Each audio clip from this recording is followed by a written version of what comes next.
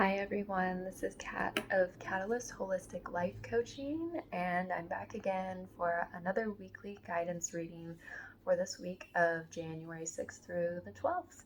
We're already mostly through the week. I fell a little behind trying to get on there, but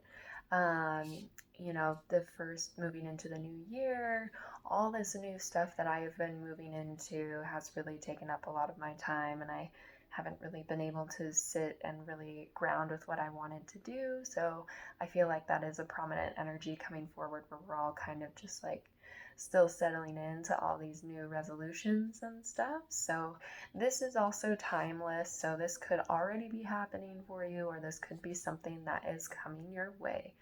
And this is for the general collective. So it may or may not resonate with you, but just be open to hearing all the messages that come through for yourself. And today I'm moving through the Shadowscapes Tarot. We'll have an animal guide, a few crystal energy cards, a work your light, and then we have a few affirmation cards. So we'll go ahead and jump right into it. So the first card that we have is the Nine of Wands in the reverse.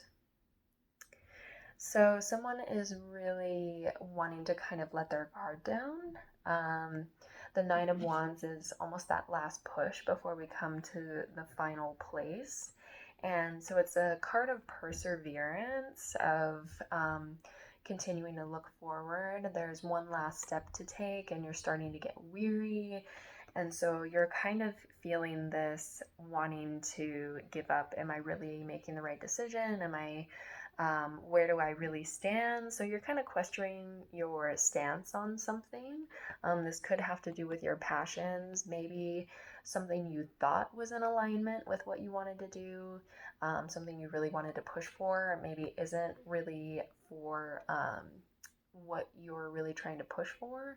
And that's kind of coming forward where there could be resistance being met. There could be some things not quite working out. So this could be kind of a card of contemplation instead of really trying to push and make it happen. Kind of taking that step back and reevaluating your resolutions, things that set for you.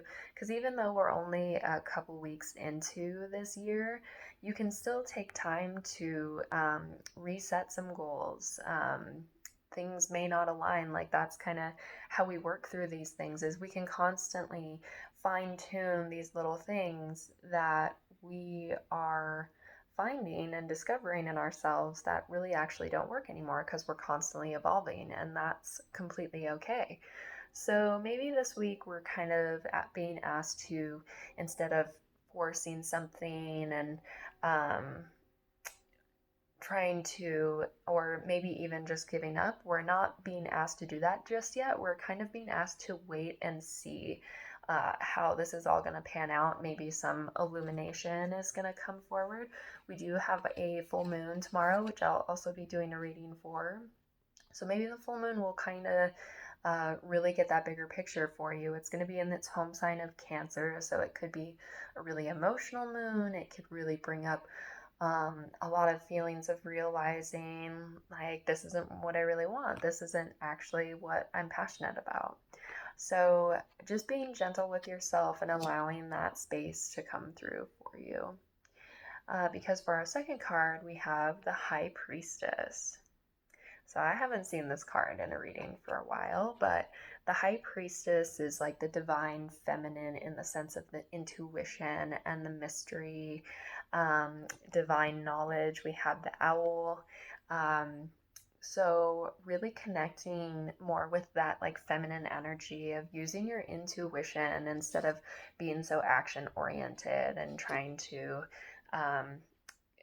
maybe you're even kind of being stubborn. You're really like standing your ground so hard that you're immovable. And this is asking you to just kind of be fluid, to feel whatever is coming up and to move in whatever direction feels best for you, whatever is guiding you towards that really divine knowledge and that peace for yourself as well. And the High Priestess is a really powerful card in the sense that she is really tapped into her gifts, really tapped into the world around her. So um, this could be something in your passions that you thought was something you were really good at, but it's kind of maybe wasting your gifts a little bit. So actually tapping into what inspires you, what makes you want to create, because the High Priestess is also a good sign of fertility and, that good feminine energy. So, what actually makes you feel creative and in touch with the kind of mystery around you? Okay, and then moving into our Queen of Wands in the reverse. So, we're wanting to kind of do more of this self inner work. The Queen of Wands is somebody who is really passionate and in tune with her gifts, and she's sharing them with the world. Everyone is coming to gather around her and experience her gift. So in the reverse, you're kind of cultivating really that inner energy. Maybe you were trying to force something in the outer world that you thought was in your highest good, but this is more of an inner journey of accepting uh, more of those inner gifts, of those intuitive passions. We have a lot of feminine energy going on. So even if you're a man, it's really important to still tap into our gifts because we're so pressured, or not we're, but men are so pressured to just kind of stifle their own passions and do things just because they're men. They're supposed to handle everything, push forward, they're supposed to push their feelings down. And we don't want to do that. We want to stay connected to these gifts and these actual intuitive aspects because you do have intuition just as much as women do. And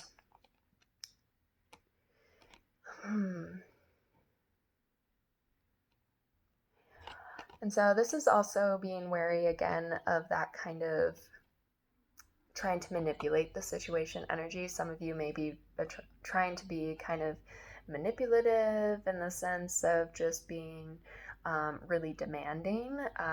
You're really trying to force something to happen that is not going to happen at this point in time. So you're really being asked to take that step back, tune into that inner intuitive self, and really cultivate your gifts. Give yourself that self love and make yourself feel like that divine energy because the Queen of Wands is really that passionate. She's like the mother who fiercely protects her children, but she's also very passionate about everything that she expresses. And so, if you've been feeling a little bit hesitant, you feel kind of blocked off about putting that energy out into the world, just kind of cultivate it. Work on your own gifts, see what you discover about yourself. And it's okay to take that time to take that journey inward before we finally make that push out into the world. And so don't be afraid to really step back and take that time for yourself. Okay, so moving into our animal guide for the week, we have the Rhino spirit, overcoming any obstacle. So yeah, something is kind of blocking your way right now. Something is kind of made you come to a standstill. And you're not sure what the next step is to take, so you're kind of just being immovable. And this Rhino spirit is just reminding you that you always have that inner power, that knowledge to overcome anything.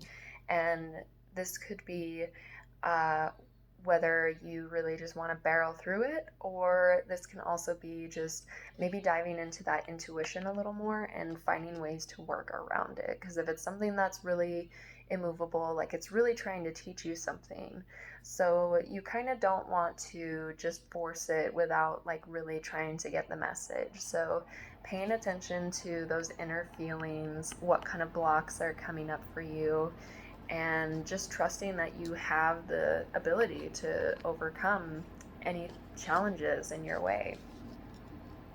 Because without these challenges, it also doesn't really kind of awaken us, yes, to more of this intuitive aspect of our lives and how we want to move through, because sometimes challenges are here to either tell us that we're not going in the right direction, or they're here to really ascertain whether we have that true drive and potential to keep pushing ourselves in that direction.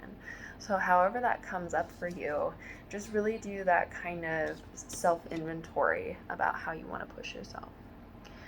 All right, and then we have a couple crystal energies this week. So the first one we have is Iolite Vision. And Iolite actually, its animal totem is owl. So I think this is really connecting with that high priestess energy and the third eye chakra.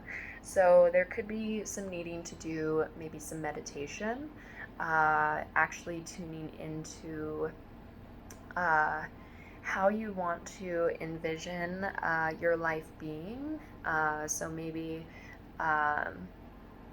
creating some new vision, if this is like an obstacle that is kind of keeping you from what you thought was good for you, and now you kind of have to reevaluate what image you want to create.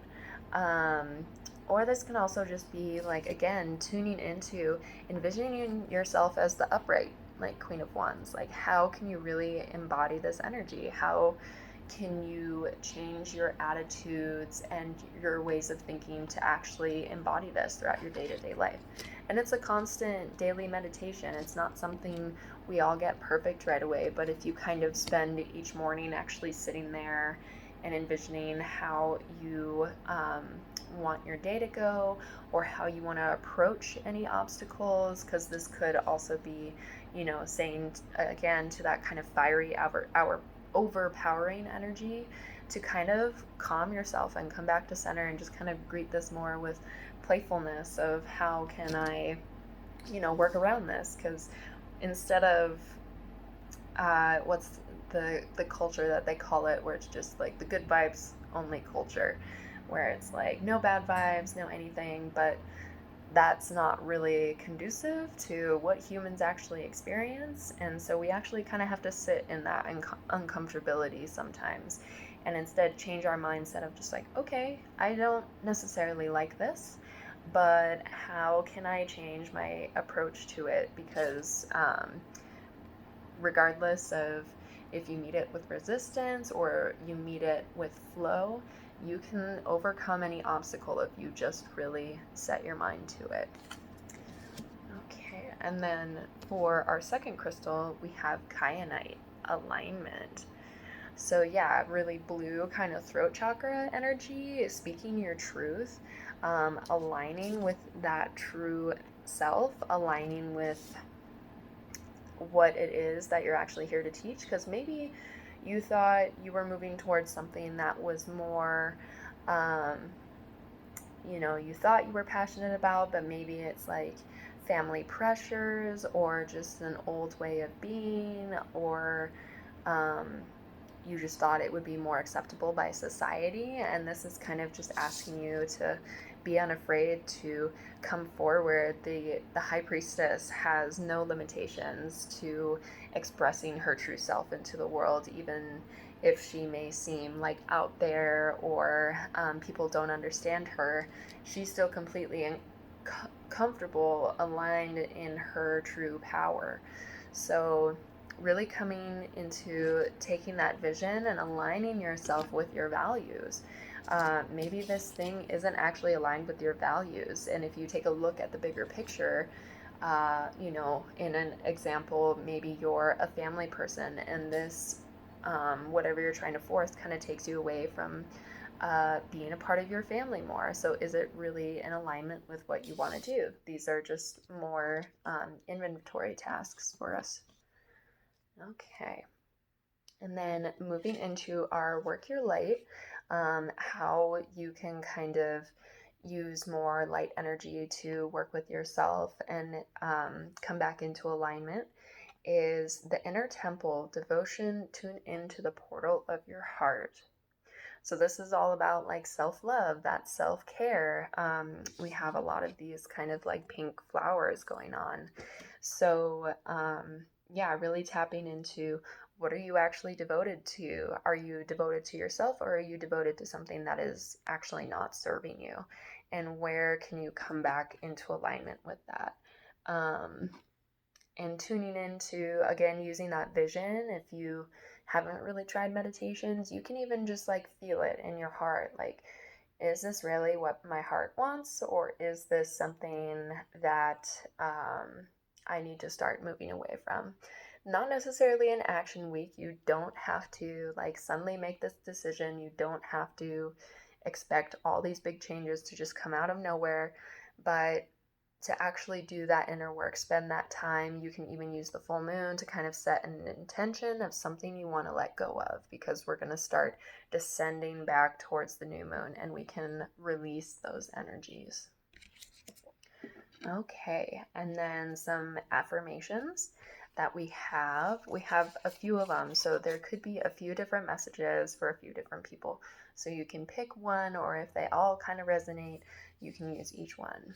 So the first one we have is aging. I am one with unlimited love, be all seeming restrictions of age. I am filled with joy, energy, and beauty, a vessel for the divine Shakti. So,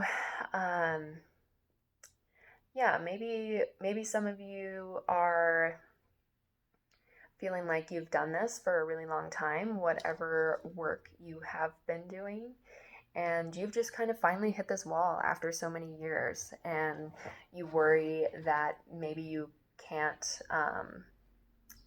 actually like make these changes because you're so enmeshed in this lifestyle. You're so enmeshed in your old ways that there's no point in really making these changes. But there's always time and lessons to come into alignment. Like, it doesn't matter what age you are. Sometimes new challenges come our way that will kind of completely shift our being. I've seen it happen with a lot of people, midlife crisis or anything like that. Sometimes you're really steered away from what you thought you wanted to do, to tap into more of that divine energy as we start to move towards becoming closer with our divine selves as well.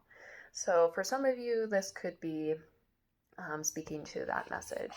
So remembering that you are unlimited and there is nothing to hold you back, no matter where you are at in age, whether you think you're too young to accomplish this thing or you think you're too old to go back to something new.